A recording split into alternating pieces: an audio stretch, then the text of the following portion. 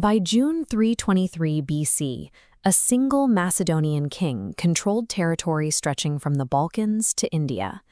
When he died in Babylon at age 32, Alexander left behind the largest empire the ancient world had ever seen. Given his fame, his final resting place should be a landmark known to everyone. Instead, it has become one of archaeology's most stubborn voids, eluding more than 150 official expeditions. The original 323 BC plan was for his body to return home.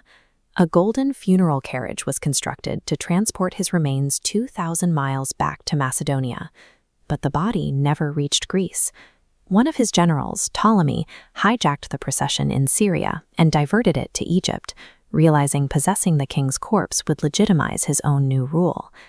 Alexander was eventually enshrined in his namesake city, Alexandria, in a massive mausoleum called the Soma. He wasn't just buried there, he was worshipped as a living god by a dedicated priesthood. For centuries, the tomb was a required stop for powerful leaders. Julius Caesar made a pilgrimage to the Soma. Later, Augustus also visited, placing a golden wreath on the body and accidentally breaking the mummy's nose. But after centuries of being the city's most famous landmark, the records stop.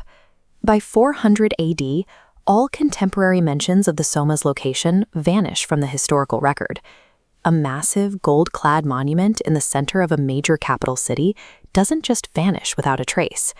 This disappearance launched a 1,600-year investigation, focusing modern researchers on three distinct possibilities. One possibility lies far outside the city, at the Siwa Oasis. Historians note that before his death, Alexander specifically asked to be buried at the Temple of Zeus Ammon in the heart of the Egyptian desert. For years, archaeologists and local officials have insisted that his wish was secretly granted and that the tomb is hidden somewhere within these isolated ruins. Most scholars remain skeptical. Despite the headlines, no peer-reviewed data or physical evidence has ever been produced to support a burial at Siwa. A second theory looks at the 390s AD. This was a dangerous time for pagan monuments. Emperor Theodosius had just banned non-Christian worship, putting the Soma in direct danger of being destroyed by mobs.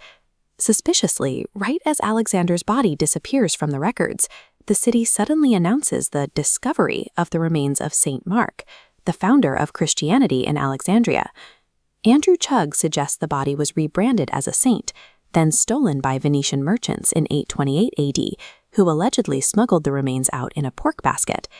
If correct, the conqueror's bones are currently housed within St. Mark's Basilica in Venice. While the circumstantial evidence is fascinating, the Catholic Church has not permitted the DNA testing required to verify it. This roadblock has forced modern archaeologists to look back at the very ground where the body was last seen. This shifts the investigation back to the physical landscape of Alexandria itself. The ancient royal quarter was claimed by geological forces. A massive tsunami in 365 AD, followed by centuries of earthquakes, caused the shoreline to sink.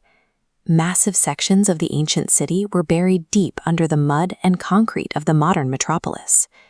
Today, researchers use ground-penetrating radar in the Shalalot Gardens, scanning the soil for the geometric anomalies of walls and foundations trapped beneath the street level. Local traditions suggest other sites within the city, particularly the Mosque of Nabi Daniel, where legends of a royal crypt have persisted for centuries. Searching here is a slow, difficult process of digging through an active city and flooded harbor. But Alexandria remains the only place where the body's presence was ever historically confirmed. Why does the world continue to pour millions of dollars into the search for a single set of ancient bones? It's the hope of finding a direct, physical link to the man who bridged the cultures of East and West. Finding his tomb would provide a tangible anchor for a legacy that still shapes the world. But the total disappearance of his tomb is its own kind of message. It serves as a reminder that shifting empires and the passage of time can eventually erase even the most protected monuments. Whether his remains lie under the sea, a Venetian altar, or an Egyptian oasis, his true monument isn't made of gold or stone. It's the Hellenistic world he left behind, which outlasted his body by thousands of years.